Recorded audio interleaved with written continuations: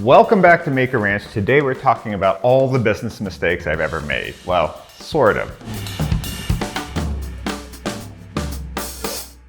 The question we got was, what are some common mistakes that you see designers and creatives make? And I'm mostly going to talk about myself because I made a lot of these. But in some cases, they are observations that I've seen in other creative friends. So let's get into it and go over some of my biggest fails. When it comes to business mistakes that I've made, a lot of it has to do with timing. It means that I could have experimented or gotten onto a new technology too late, or in some cases, too early. In the case of social media and content creations, there were some ideas I had that were eventually the right idea, but I was just doing them too soon. And conversely, there were some trends that I got on probably a little bit too late, like TikTok. So timing's always hard to predict. So I'm going to try to not make it all about that, because if we could predict timing, we would all just not have to work as creatives. We'd just be betting on the stock market and doing quite well. So the first broad one that I would say is focusing too early on efficiency and not enough on experimentation. So I see this happening a lot of times when you're a designer or creative that has clients and you provide them a service. And so you get locked into this mindset where, okay, land the client, get the work done as efficiently, send out the invoice bill, land the next client, get more, get the old clients to repeat. And the faster you can do your work, the more you can bill out. And so you have this motive to make more money is to get more and more dialed in. So that often means, whether in my case, when I was using Revit or Autodesk tools, I was trying to get so efficient, I was building protocols, and all of that is great. The faster I got at using these tools and having all my presets dialed in, the better I could deliver stuff to the client more efficiently, bring on more clients without adding the expense of hiring more people. So efficiency is a great tool to implement early so that you can make more money. But there are limitations to efficiency. You can only improve so much, and then you're going to start hitting a point of diminishing returns. And this is why experimentation is so important. New tools, especially software ones, are coming online all the time.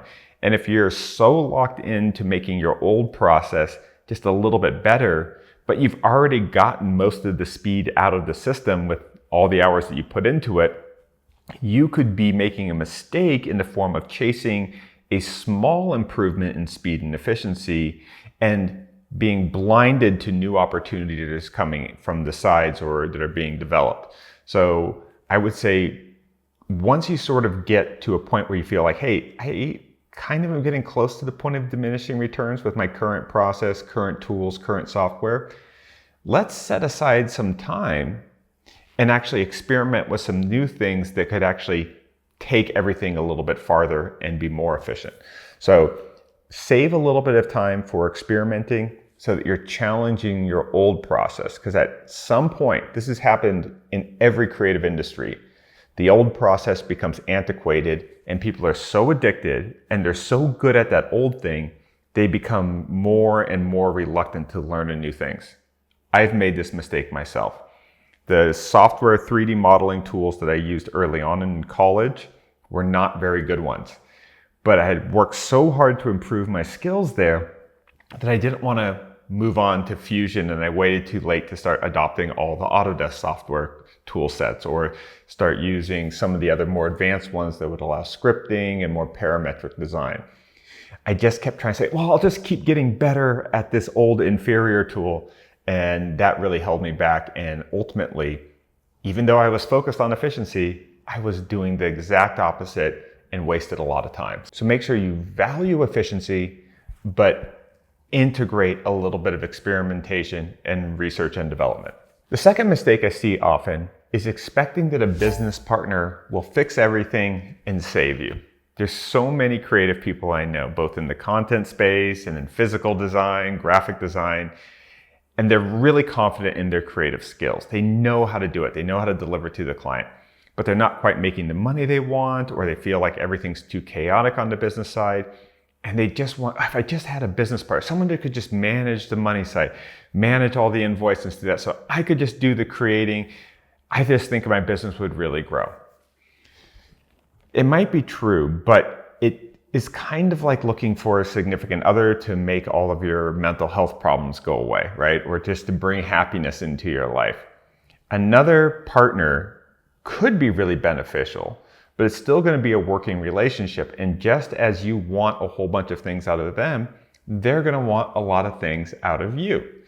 Conversely, I've talked to a lot of business people that were interested in bringing me on as a creative partner. But then when I hear the things they actually want me to do, I'm like, that doesn't actually sound that creative. And what's in it for me? And what is the compensation?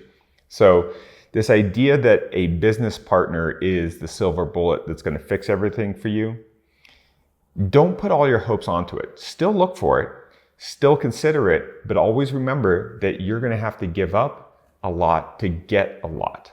And you might going to have to change your thing. So you're not just going to find this perfect person that lets you stay exactly the way you are. There will be compromises, particularly if they're as ambitious and as talented as you are. They're going to want a lot out of you. They're going to want to push you. They may say, hey, there's a business opportunity for a whole aesthetic area of design that you're not doing. You're like, well, I don't like that. And then they're going, well, this person's arbitrary subjective taste is limiting their creative output because there's people that would want their creative skill set that just have a difference in the taste component. And then as the artist and designer, you may sort of say, well, no, this is more to it than that. It's not that simplistic. And so that's one of the things to consider when it comes to business partners. It's not just you getting from them, they're going to want from you too. So look for them, consider it, date before you marry, and don't expect them to fix everything. The third mistake I often see designers and creatives make is wanting to be the boss without considering what a good boss is. This starts often solo, right? If you want to be your own boss, you're your own employee. And so I always say when someone says, yeah, I just want to, leave the firm that I'm working for and be my own boss. I go, no. You want to be your own employee. That means you're the janitor. That means you're the person that goes and gets the mails and the packages. That means you're the accountant that does the invoices. You are the employee of yourself in addition to being the boss. Boss sounds a little more grandiose. I think the reality of what it actually feels like to, quote, be your own boss actually feels like you're your own employee that you're in an abusive relationship with. It sounds cool to be at the head of the firm, but that just means you have more responsibility and more stress. You don't get paid for how hard you work. You get paid for how much responsibility you take on and how much of that responsibility is well executed into something that's discernible from your clients. So being top of the food chain is great, but you're going to get a lot more arrows shot your way. And always consider, what does it mean to actually listen to myself, treat myself as an employee well, and most importantly, when you do get to the point where you're hiring other people, considering how you're treating them. It's astonishing to me at how many designers, particularly in architecture, I've seen just complain about how they're treated in the firms that they're at. And then they start their own firms and they start doing a lot of the same things that they used to complain about. They expect the employees to work way harder than they naturally want to. And they forget that while they're motivated to work really hard because it's their firm, the employees don't have that same sense of ownership. You got to figure out how to motivate and instruct and nurture people so that they want to invest in the way that you want them to. So being your own boss is great, but you actually have to consider, will you be a good boss to yourself or to others? Fourth business mistake I see designers making is launching a product too soon. A lot of people get an idea for a product, and once you have an idea for a product, it's so hard especially if you think there's like commercial appeal, it's so hard not to chase it because it's all you're thinking about. You're like, oh, I could do it this way. Products are great because if you develop a product, especially one where you can really control the IP or you have some proprietary advantage or some ability to manufacture efficiency, it can be a great way where you do the creative stuff once, but you start building a business that produces money over time. Particularly if you can license out the manufacturing and still get good margins, license out or partner with people that can do the distribution and the sales of that, and even the fulfillment. So product has potential, but it's also very time consuming, not just to manufacture, but to actually get it to the people, take the sales, keep the website running and all those kind of things.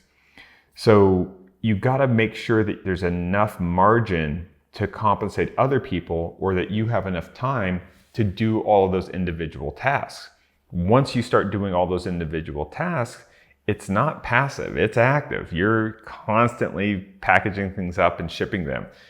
And I know so many people that did napkin math. They made something out of wood, or they got a CNC and they made like a cool product and sold it on Etsy. And then more people wanted it. And they kind of keep scaling it up mentally in their mind. They're like, okay, it takes me this many minutes to make it. It takes me this much to sell it.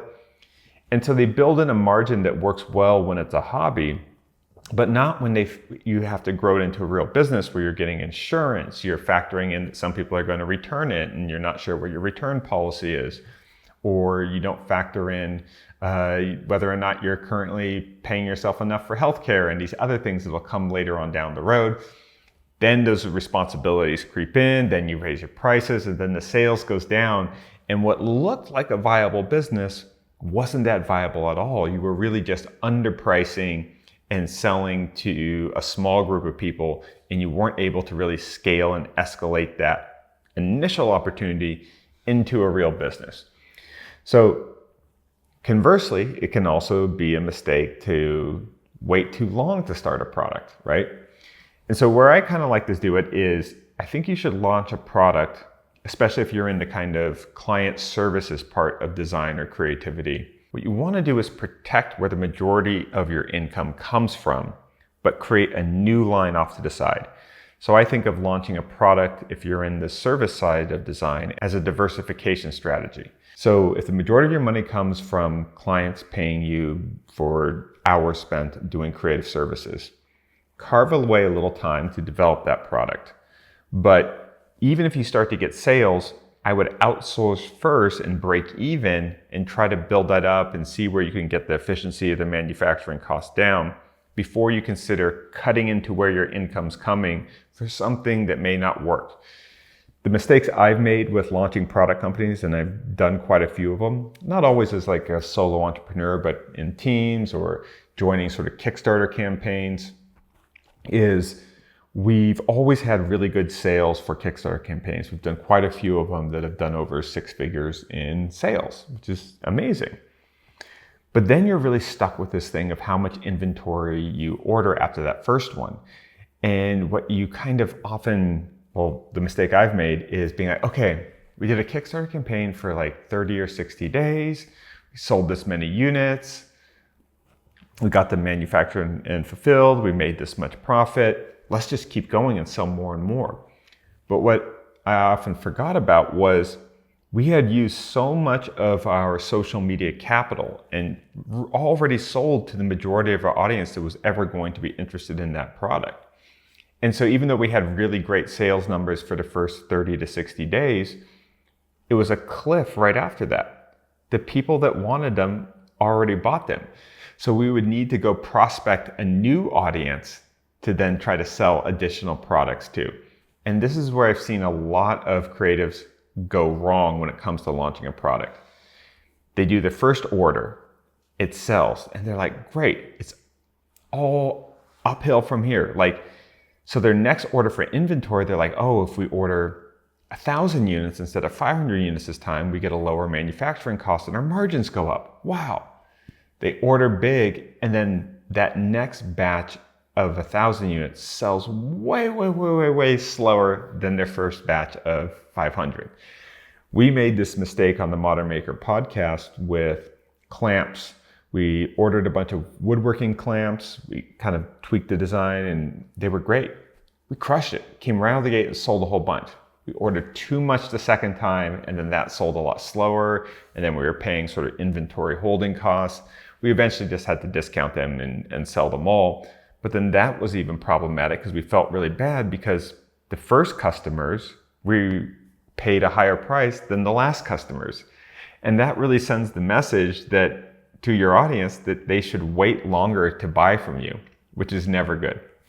So we learned a lot from that, whereas the Simple Finish did quite well because it's a consumable product. And so once you establish that relationship, and people liked the product, they would keep coming back and buying again and again. And a lot of our customers are repeat businesses or repeat customers. So a couple lessons there. And in some cases, we weren't quite sophisticated enough or hadn't given it enough thought. We just had the idea, oh, let's make these cool clamps. We think our audience will buy them. Our audience loves clamps. We were mostly right, but we really didn't thresh out whether or not the juice was going to be worth the squeeze. So I chalk it up to a learning lesson, but not necessarily a fail because we didn't lose anything, but kind of spent a lot of time and the opportunity cost versus just us doing content and brand partnerships. We probably would have done better financially if we were just stuck to the basics. The fifth mistake I see is expecting loyalty without rewarding loyalty. Now, this is a business mistake that's not unique to designers or creative. It's just a common one I see with small businesses all the time. Everyone wants loyalty from their clients and their customers. They want it from their employees. But loyalty isn't just given, it's earned and it's reciprocal, and you have to earn that loyalty and that trust.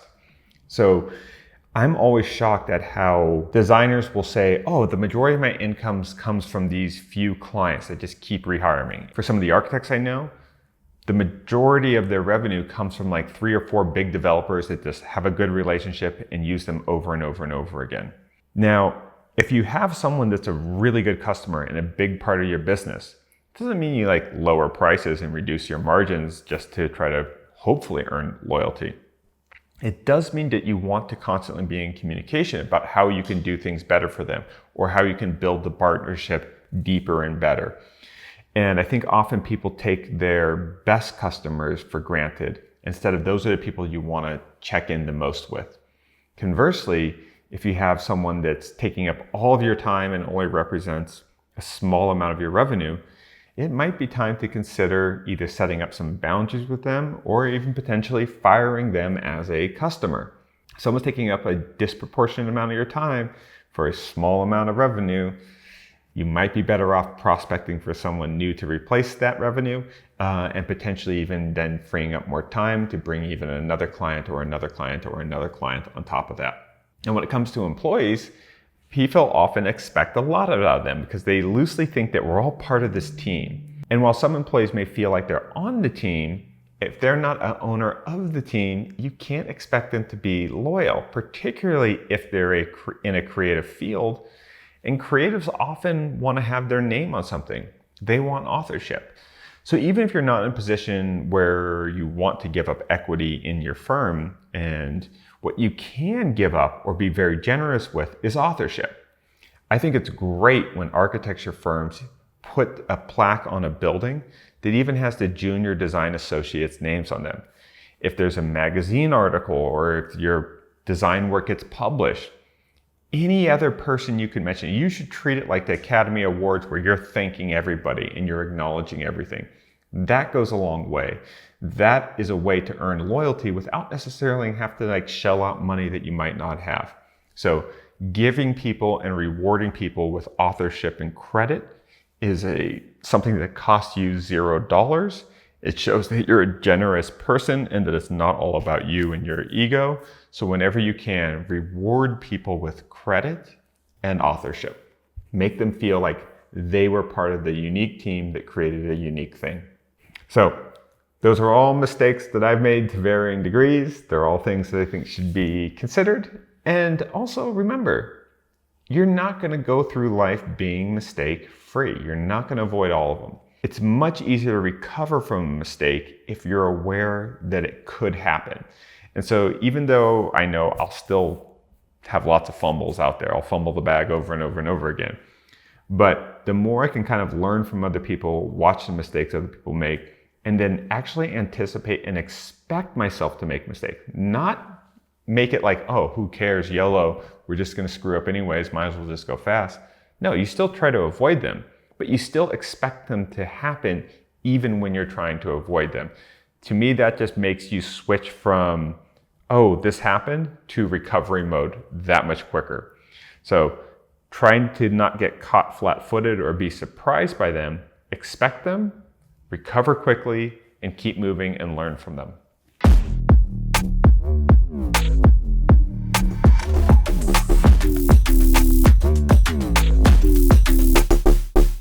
right, Shane, overrated, underrated. What do we got? Let's do it. The iPhone camera. Oh, well, I think it's properly rated. Everyone knows that you can take amazing photos on an iPhone. I mean, in fact, I love those billboards where it just goes, they show a great photo and it says shot on iPhone. Brilliant.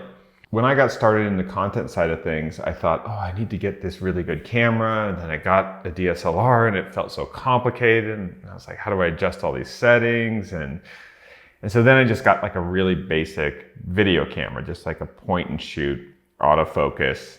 And, you know, it's not very cinematographic and the quality isn't great, especially for those early YouTube videos.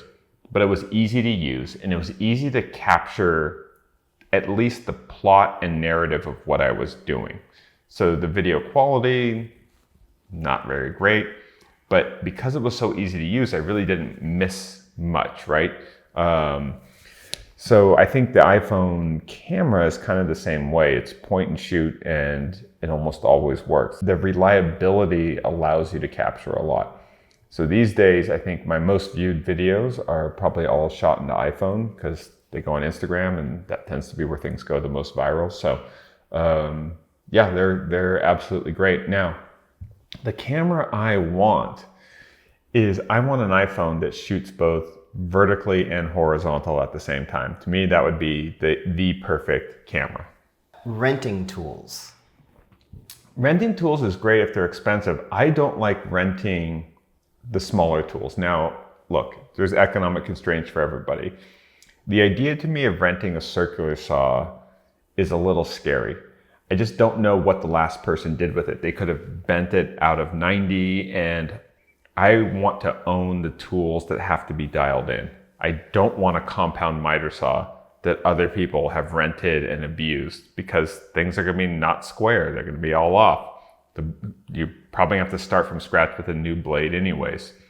Now, if you're getting these tools from free from a library, and there's a lot of libraries that will let you check out tools. Awesome programs. Be sure to check that out. I think the move to still do is to buy your own blades if you're going to rent the tools.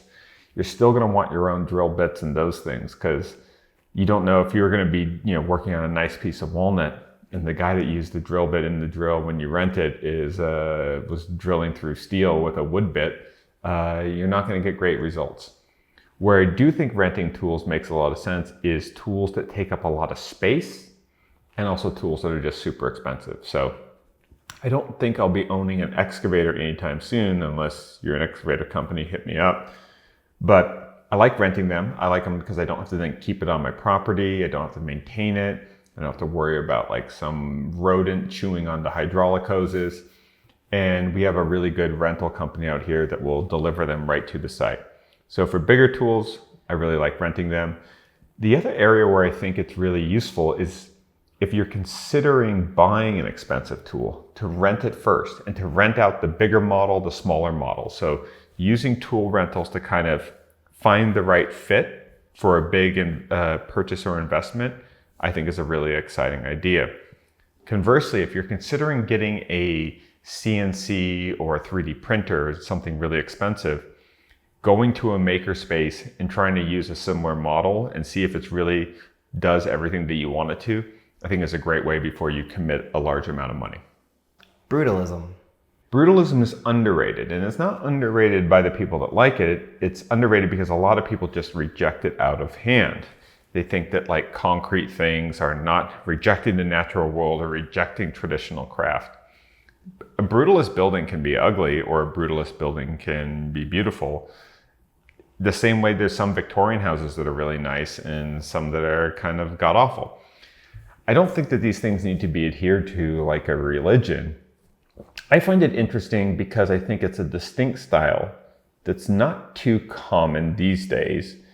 And I actually think it lends itself to certain materials and fabrication techniques that I like, which is sort of working with sheet goods and kind of Home Depot level material and affordable materials like concrete. So as with brutalism and minimalism, it's not that I like them as concepts so much, it's that I actually think they're identifiable concepts that are actually much easier to DIY than like craftsman style or a colonial style design, especially Victorian. I mean, cutting all those little mill the detailed pieces from hand, and all the fleur-de-lis and scroll saw work would be kind of challenging. So I think brutalism, if it's your vibe, I think you can have a lot of fun with it on a DIY level without it looking too DIY. Video games. Video games are underrated. I think one of the most important recreational activities I did when I was young was playing resource management video games.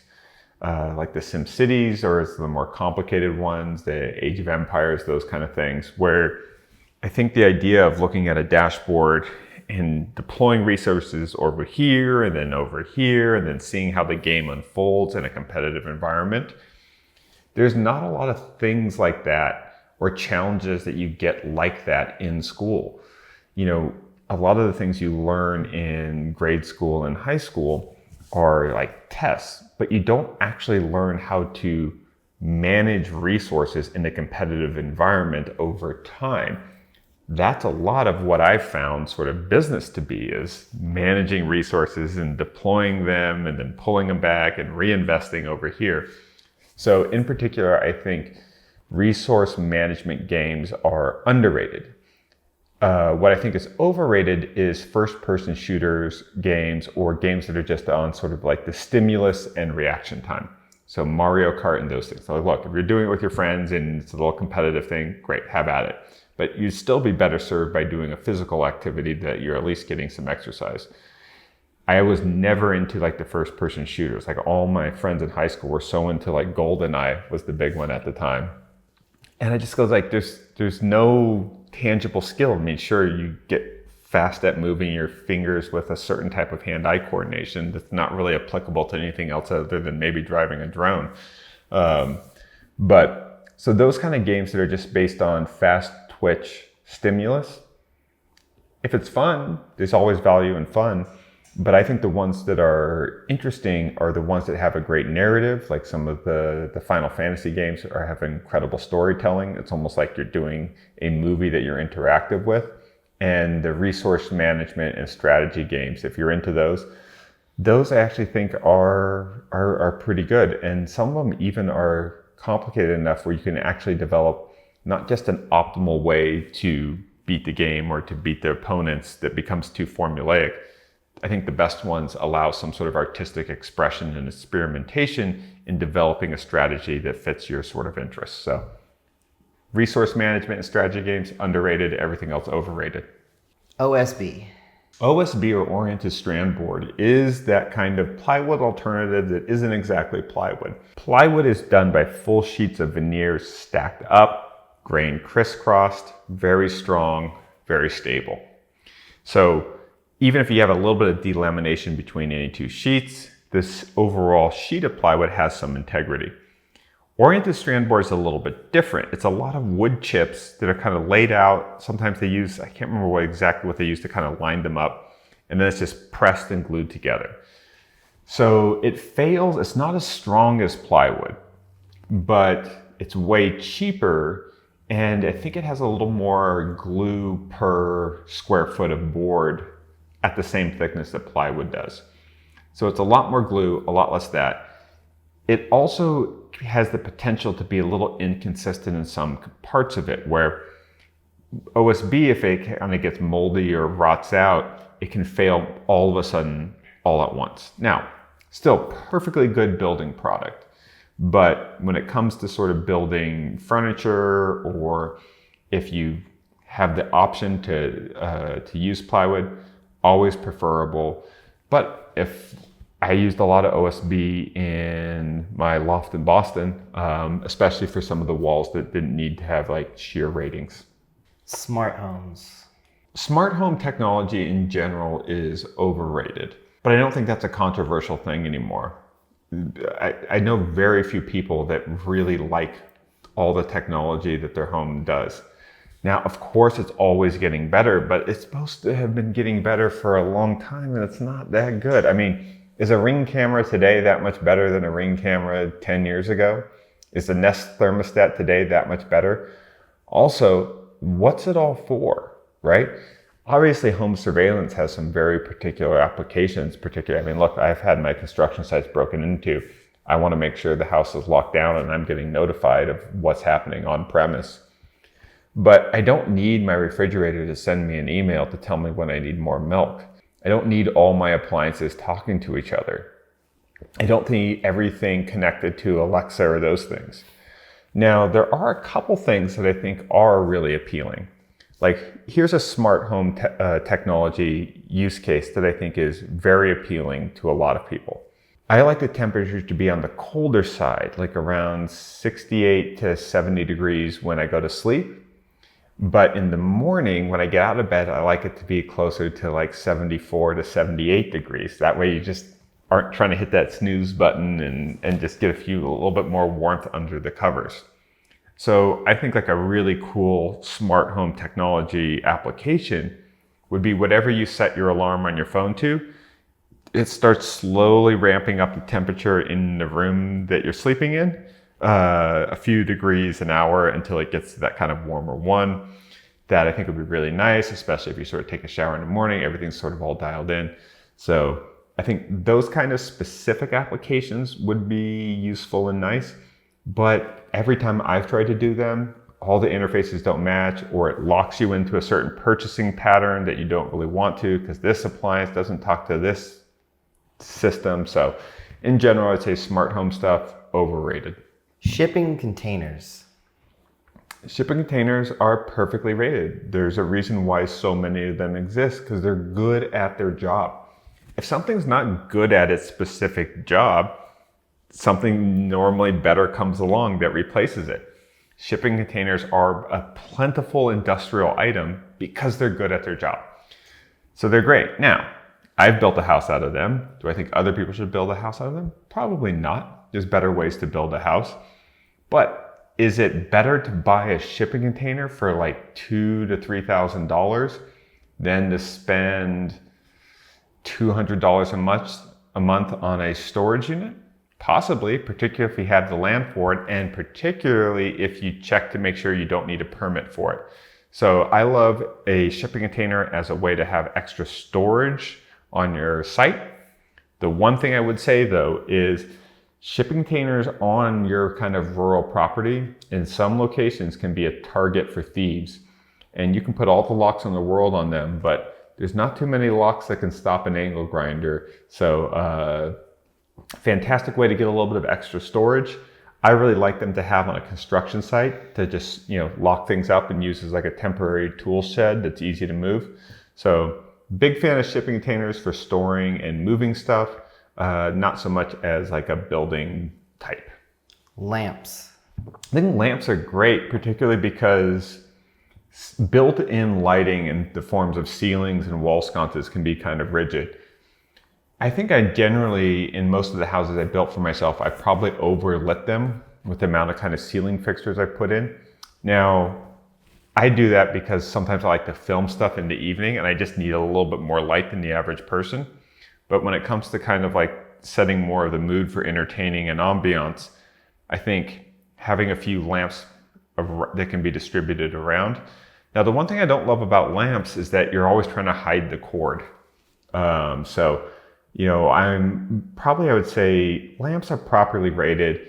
I think the thing that's underrated is having a cool little battery lantern that is really good light color, that's portable, because you don't always need to kind of entertain or have the house look perfect, but having something that's always charged and then you can put it in a place that maybe doesn't have access to a plug, and I think is a nice little bit of design flexibility. So I love portable lanterns, particularly for patio and outdoor spaces, that you just break them out of the storage room when you want to have like a special night.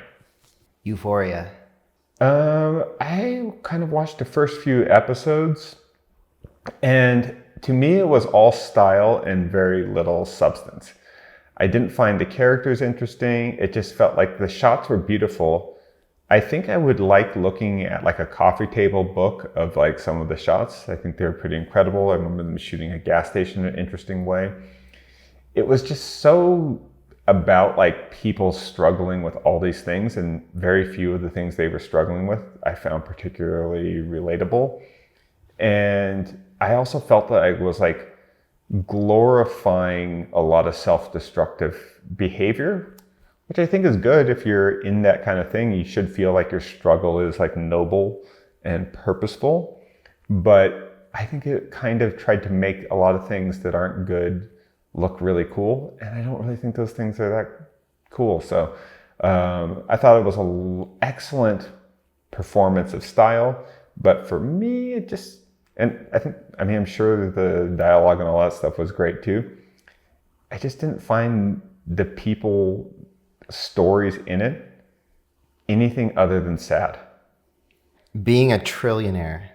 Oh, I wouldn't know. I've never done that. Haven't gotten even close to that level. Look, some people have a lot of money. Some people have very little money. There's some correlation to work and intelligence. There's some correlation to luck. Hard to measure exactly what's what. I would say being happy is what's important. I know happy people that make tens of thousands of dollars. I know happy people that make a lot more than that.